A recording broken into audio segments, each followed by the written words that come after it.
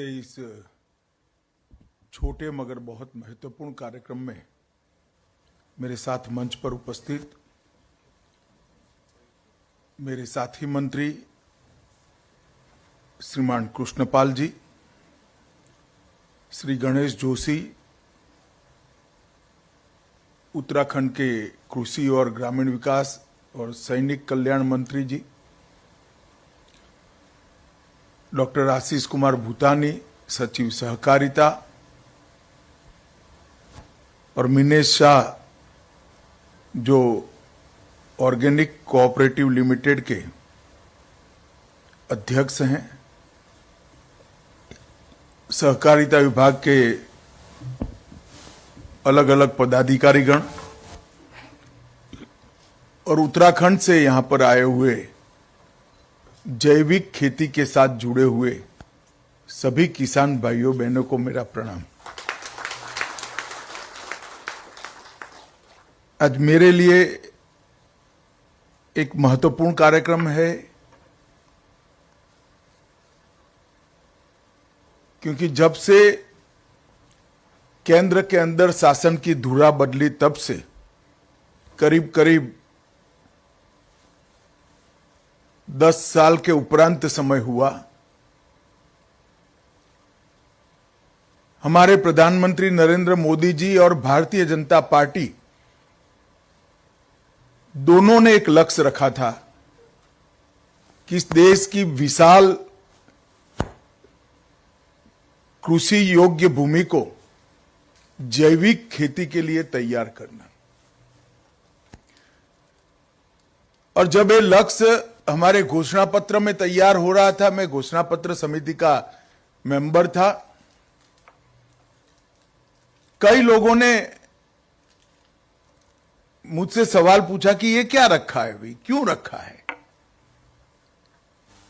सबको लगता था कि किसी राजनीतिक दल के घोषणा पत्र में देश की कृषि भूमि को जैविक खेती के लिए उपयुक्त बनाना, इसके अनुकूल बनाना, ये लक्ष्य कैसे हो सकता है।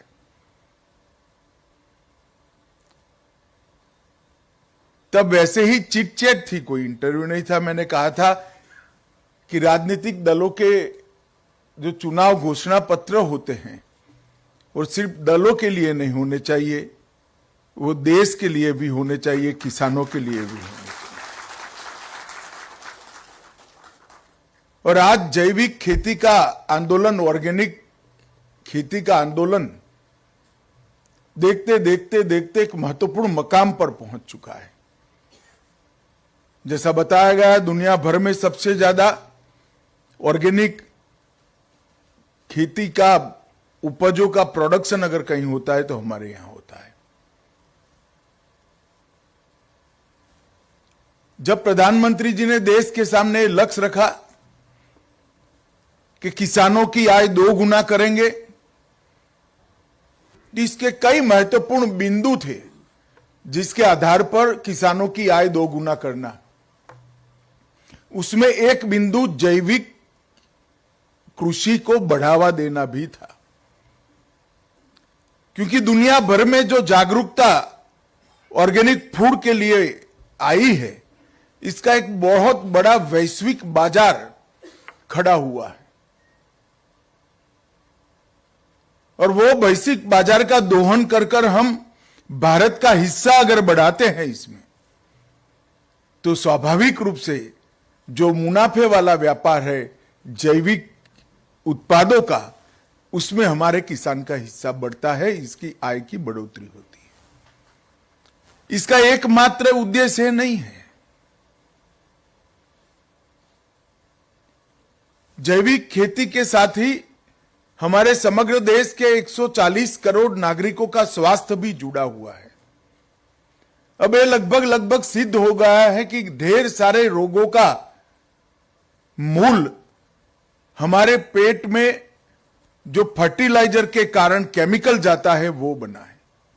चाहे बीपी हो, चाहे डायबिटीज हो, चाहे थायराइड हो, अंततोगत्वा कैंसर में परिवर्तित होता है। ढेर सारे रोग हमें मालूम नहीं होता रोज हम क्या खा रहे हैं।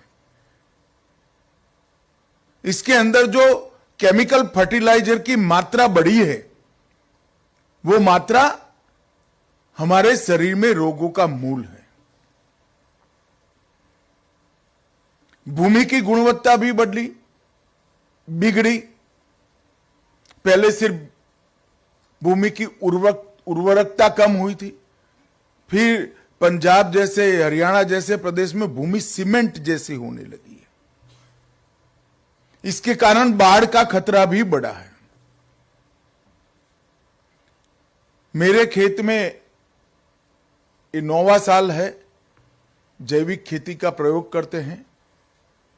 अभी एक दिन में 7 इंच बारिश होने के बाद भी खेत से एक बूंद पानी खेत के बाहर नहीं गया है। सारा का सारा पानी जमीन के अंदर उतर गया है।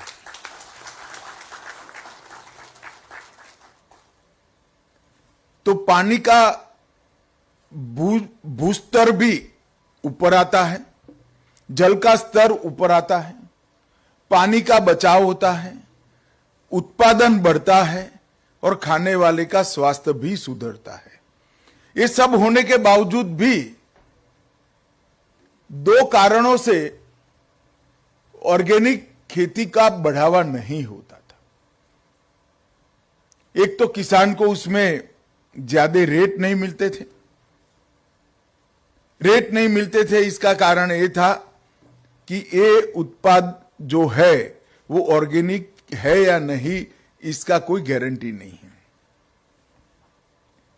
और दूसरा, उसको खाते हुए भी लोग झिझकते थे, क्योंकि उनको भी भरोसा नहीं था कि मैं जो ऑर्गेनिक के नाम से चावल, गेहूं या दलहन ला रहा हूं, गुड़ ला रहा हूं, वो ऑर्गेनिक है या नहीं।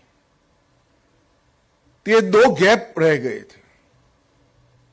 इसलिए हमने राष्ट्रीय सहकारी ऑर्गेनिक लिमिटेड की स्थापना की। राष्ट्रीय सहकारी ऑर्गेनिक लिमिटेड और अमूल, ये 2 मिलकर देश भर में अंतर्राष्ट्रीय मानकों वाली लेबोरेटरीज, प्रयोगशालाओं का एक जाला बुनने वाले हैं, जो ऑर्गेनिक भूमि का भी परीक्षण करेंगे और प्रोडक्ट का भी परीक्षण करेंगे कि ये ऑर्गेनिक है या नहीं है। और ये दोनों मान्यता प्राप्त संस्थाएं भारत ब्रांड से और अमूल ब्रांड से एक विश्वसनीय ऑर्गेनिक फूड पूरे देश भर में उपभोक्ताओं को देने का काम करेंगे। जब आप ऑर्गेनिक फूड विश्वसनीय तरीके से सभी मानकों के, अंतर्राष्ट्रीय मानकों के पार होकर देते हो, तो इस देश में अब बहुत बड़ा वर्ग है जो इसके लिए कीमत लेने के लिए तैयार है, और दुनिया में भी बहुत बड़ा वर्ग है। स्वाभाविक रूप से